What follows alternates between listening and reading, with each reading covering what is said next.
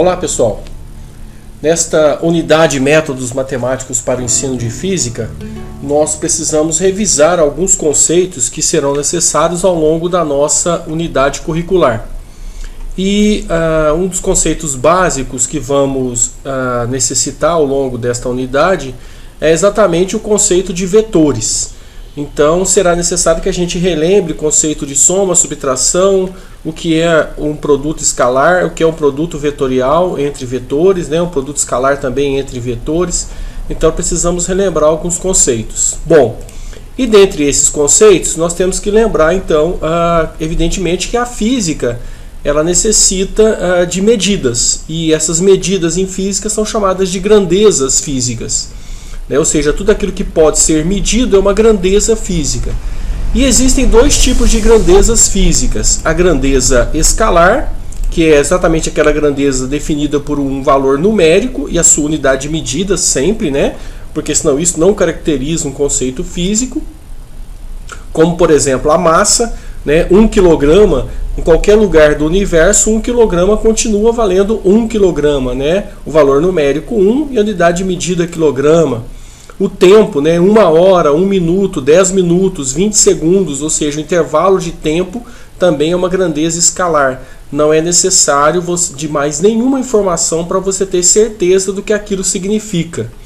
O conceito de energia, por exemplo, 20 joules, 30 joules, o consumo de energia elétrica, no caso das nossas residências, que é o quilowatt-hora, é um bom exemplo, né, de consumo de energia. E também o conceito de temperatura, grau Celsius, Kelvin, grau Fahrenheit, né, são exemplos de grandezas escalares que necessitam unicamente de um valor numérico e também, é claro, da sua unidade de medida. Mas existe também o que nós chamamos de grandezas vetoriais. Então essas são as grandezas importantes. Grandezas vetoriais são aquelas que necessitam de um valor numérico, ou seja, do seu módulo, da direção dela, ou seja, necessita conhecer se ela está na horizontal, na vertical, ou inclinado, ou oblíquo, né, que é a mesma coisa de inclinado, ou diagonal, né? Tudo isso tem a ver com o conceito de direção. E também o conceito de sentido, norte-sul, leste-oeste, cima-baixo, né? Carteira, cadeira, porta, janela, né? São condições de sentido para essa grandeza vetorial.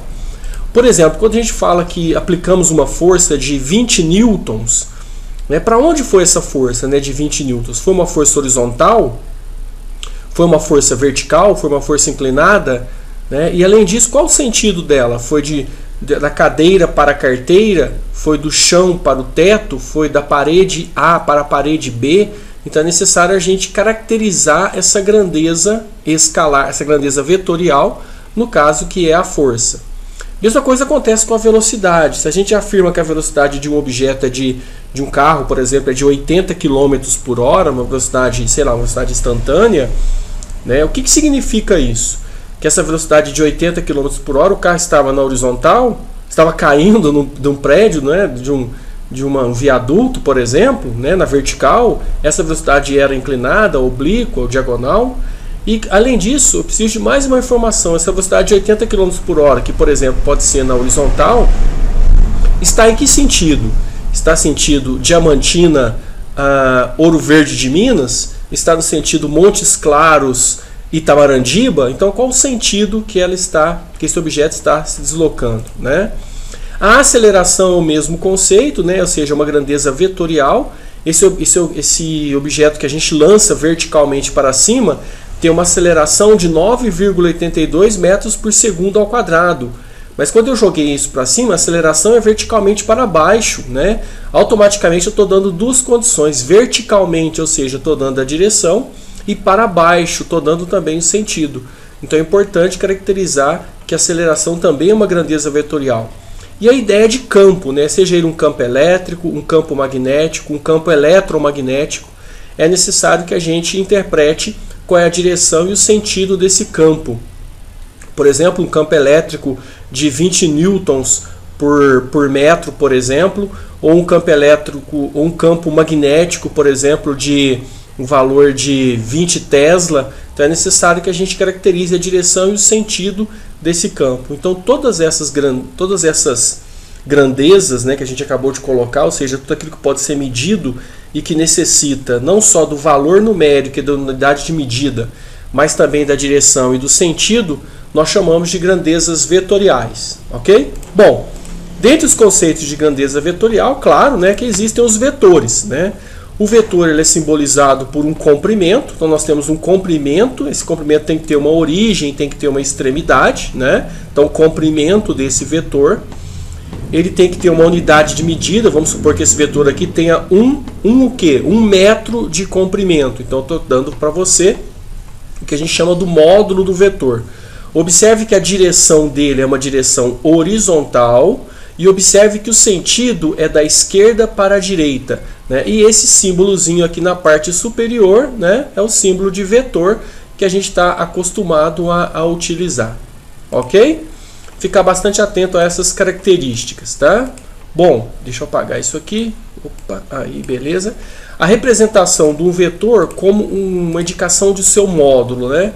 Então, quando a gente coloca entre duas barras, né, essas barras não são os determinantes, né, uma indicação de modular, uma função modular, eu estou escrevendo nessa notação a seguinte característica, que o vetor V existe um módulo, ou a leitura seria o módulo do vetor V é igual a V. Né? Então, quando a gente coloca simplesmente V, F, A, sem a indicação do vetor, né, nessa parte superior aqui, ó, sem a indicaçãozinha do vetor, isso quer dizer que essa grandeza que eu estou trabalhando é uma grandeza que não me interessa a direção e o sentido. Me interessa apenas o valor numérico e a sua unidade de medida. Tá bem? Então a representação do módulo de um vetor é dado por esse símbolo aqui. O módulo do vetor V é igual a simplesmente V. Tá bem? Bom, vamos lá. Vamos ver isso no GeoGebra. Vamos ver como é que lá no GeoGebra a gente consegue interpretar esse conceito, ok?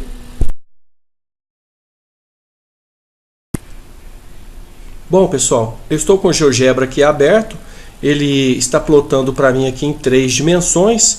Vocês podem observar que eu tenho, vocês podem observar aqui em 3 dimensões, eu tenho uma trajetória helicoidal de um objeto qualquer, eu chamei de um ponto P qualquer aqui nesse espaço. Então ele tem uma trajetória helicoidal, né, uma hélice, né, fazendo um movimento, né, espiralado, e eu tenho algumas indicações de vetores aqui, ó, que eu vou alterando o valor do tempo, né, o objeto que eu chamei de objeto P, ele vai se deslocando nessa trajetória, que é uma trajetória helicoidal, né, e eu tenho aqui indicação de 3 vetores. Em preto nós temos o vetor deslocamento do objeto. Em verde nós temos o vetor aceleração dele, né? No caso uma aceleração centrípeta, né? Tá puxando para o centro, né, dessa teórica curva descrita pela elipsoide. E temos também o vetor velocidade, né? O vetor velocidade ele é sempre perpendicular ao vetor aceleração. Então apenas uma indicação para a gente entender esse conceito de vetor, o tanto que ele é importante para a gente entender vários conceitos dentro da física, seja a física clássica, né, a física newtoniana, como também dentro da física moderna e dentro também da parte de gradiente, da parte de, além de gradiente, nós vamos ver também uma parte muito importante que são os vetores em 2 ou 3 dimensões, né, simbolizando um campo eletromagnético ou um campo magnético ou até mesmo um campo elétrico.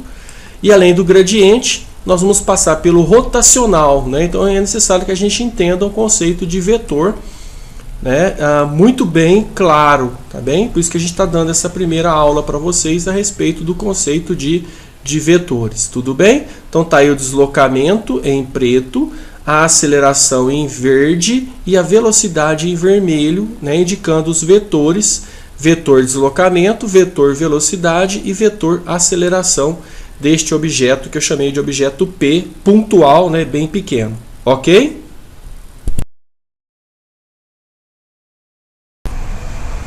Bom, dentro das propriedades de vetores, a gente pode colocar algumas que são fundamentais para a gente entender o conceito de gradiente, o conceito também de rotacional, dentro da ideia de campo elétrico, campo magnético e campo eletromagnético, né? Eu posso afirmar que vetores possuem a mesma direção se eles forem paralelos ou pertencerem à mesma linha, né? Ou à mesma reta, né? Então, o vetor B, ele é paralelo ao vetor C, né? E que também é paralelo ao vetor A, né? Não esqueça a indicação dos vetores que nós temos aqui na parte superior de cada uma dessas letras, né? Vetores possuem o mesmo sentido se tiverem a mesma direção e a mesma orientação. Então, observe que isso é muito importante, né? Quando a gente fala em mesmo sentido, eles têm que ter a mesma direção, horizontal, horizontal, horizontal, e tem que ter o mesmo sentido. No caso, o vetor A é da esquerda para a direita, os vetores B e C também são da esquerda para a direita. Tudo bem? Ok? Bom, dentre de outras propriedades importantes, né, nós podemos dizer que dois vetores são iguais. São iguais quando eles têm o quê? Mesmo módulo, lembrando que módulo é o tamanho do vetor e a unidade de medida, 2 metros, 1 metro, né, isso é muito importante, 1 centímetro, 1 decímetro, 1 milímetro, né, tem que ter a mesma direção e o mesmo sentido, perfeito? Aqui, ó, esses dois vetores F e W são vetores que têm o mesmo tamanho, ou seja, o mesmo módulo, a mesma direção horizontal e o mesmo sentido da esquerda para a direita. Então, eu posso afirmar que o vetor F é igual ao vetor W, mas eu tenho que tomar alguns cuidados, isso é muito importante, muito cuidado com isso. Observe que o vetor F ele é igual ao vetor W, mas se eu pensar numa condição, né, isso é muito importante, tá? Olha só que interessante. Nesse caso aqui em cima, os dois vetores eles são iguais. Nesse caso aqui embaixo, eles não são mais iguais. Por quê? Em módulo, F é igual a W, porque eles têm o mesmo comprimento e de repente vão ter a mesma unidade de medida. Mas observe a direção e o sentido do vetor F, ou a direção e o sentido do vetor W são completamente diferentes. Então eu tenho que tomar alguns cuidados fundamentais aqui para a gente entender, né, quando é que dois vetores são iguais. São iguais apenas nessa condição. Tem que ter mesma direção, mesmo sentido e mesmo módulo. Isso é muito importante. Ok? Perfeito? Vamos caminhando um pouco mais. Vamos lá. Vetores opostos, né? Como é que dois vetores são opostos? Bom, a gente pode observar aqui, ó, que um vetor é oposto ao outro quando tiver o mesmo valor, tem a mesma direção, porém sentidos contrários, né? Você pode observar que o vetor A é da esquerda para a direita e o vetor A negativo, ele é da direita para a esquerda, né? Então observe que a gente indicou aqui por A e menos A. O menos A fez a inversão apenas no sentido. O módulo, que é o tamanho deles, e a direção não foi alterada. Alteramos exclusivamente o sentido do vetor. Perfeito? Caminhando mais. Quando eu multiplico um vetor por uma constante qualquer? Bom, quando eu multiplico o vetor por uma constante qualquer, acontece simplesmente que esse vetor vai assumir um valor maior ou menor, dependendo do valor dessa constante, do que realmente o seu vetor tinha quando a gente começou a medi-lo, ou seja, a gente chama isso de resultante, né? O resultante vetorial, o resultante ou o resultado daquela operação matemática. Você tem um vetor V e ele é multiplicado por 2, a resultante é 2V. Se eu tenho um vetor V e ele é multiplicado por menos 3, a resultante é menos 3V, né? Então, quer dizer, dependendo do valor dessa constante, o nosso vetor pode assumir uma condição de mesmo sentido do vetor original ou sentido oposto. Ele pode assumir também valor menor ou maior do que o original, mas ele não pode ser modificado em relação à sua direção.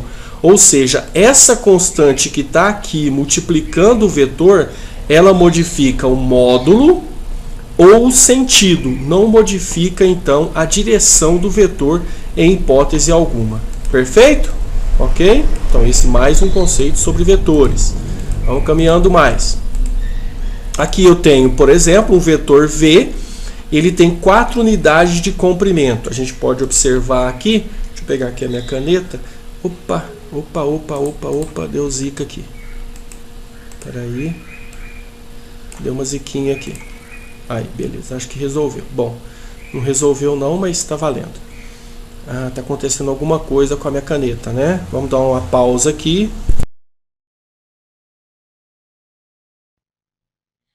Bom, pessoal, o GeoGebra já está habilitado aqui e vocês já podem observar que estou com dois vetores U e V, e o vetor resultante W já plotado no ecrã do GeoGebra. Então, eu estou transladando aqui os vetores para vocês verificarem o valor da resultante aqui, ó. Ao mesmo tempo, eu pedi para o GeoGebra me dar o comprimento, ou seja, o módulo de cada um desses vetores, do U, do V e do W, ok? O vetor U, por exemplo, simbolizado aqui no caso pelas coordenadas 2 e 3, 2 do x e 3 do y. O vetor V, simbolizado pelas coordenadas 7 e 1, e o vetor W, simbolizado pelas coordenadas 9 e 4. Bom, a soma de vetores é um conceito bem simples, né? Por exemplo, eu tenho aqui, lembrando, eu tenho o vetor U. Esse vetor U, ele tem a seguinte característica. Ele tem a característica de dados 2 do x e também 3 do y, ok? O vetor V tem a seguinte característica. O vetor V tem 7 do x e 1 do y, ok? Se eu quero calcular, então, a soma, né, desses dois vetores, fazer o vetor resultante W, na verdade, né, basta simplesmente eu somar, então, essas coordenadas. Adicionar as coordenadas x, 2 mais 7, 9, e adicionar as coordenadas no eixo y, 3 e 1, valor 4. Então, você pode observar que o vetor W ele está plotado aqui no x valendo 9 e no y valendo 4, ok? Bom, além dessa característica que é importante, nós precisamos analisar a seguinte situação. Eu tenho aqui valores de medida desses vetores, ou seja, os seus módulos. O vetor U tem módulo, vamos pegar aqui, ó, de 9, eu acredito que seja esse ou é esse aqui. Deixa eu ver aqui. Vamos colocar esse aqui valendo 7, esse aqui valendo 3. Ah, tá, perfeito. Então ficou o seguinte, o vetor U vale 3 unidades, que é o D nosso aqui, ó, tá bem? O vetor V tem 7 unidades, que é o E, e o vetor C, que é o vetor resultante, tem 7,62 unidades de comprimento. Perfeito? Então, eu vou transladar o vetor aqui e, ao mesmo tempo, você pode observar que está alterando o valor do ângulo entre os vetores U e V. Perfeito? Então, vou colocar aqui um comprimento qualquer para eles, para a gente calcular, então, usando a lei do seno, a lei do cosseno, melhor dizendo, ou a lei do paralelogramo. Perfeito? Então, vamos lá. O que a lei fala? Fala o seguinte, que a resultante ao quadrado, no caso aqui nosso é W ao quadrado, é igual a U ao quadrado, mais V ao quadrado, mais 2 vezes U vezes V, vezes o cosseno do ângulo que está entre os dois vetores U e V. Então, vamos lá, vamos trabalhar isso. W ao quadrado é igual a U, o vetor U nosso, ele está valendo ali 5,4 aproximadamente, né? Eu vou colocar aqui 5,4, isso elevado ao quadrado, mais o vetor V nosso, ele tem 4 unidades, então 4 ao quadrado, mais 2 vezes 5,4 vezes 4 vezes o cosseno, agora vamos olhar o ângulo aqui, o cosseno de 68,2 graus. 68,2 graus. Perfeito? Bom, fazendo a operação aí, extraindo a raiz quadrada do resultado desse quadrado, da soma e das multiplicações, inclusive do valor do cosseno, a gente encontra 7,82 unidades para o vetor W, né? Isso realmente condiz com o cálculo do GeoGebra, que está na faixa de 7,81. Isso a gente pode observar aqui. Ok? Então, interessante, né? Eu posso aqui com o GeoGebra, por exemplo, alterar o valor do módulo, né, dos vetores U e V. Alterando o valor do módulo, posso alterar também aqui a direção e o sentido.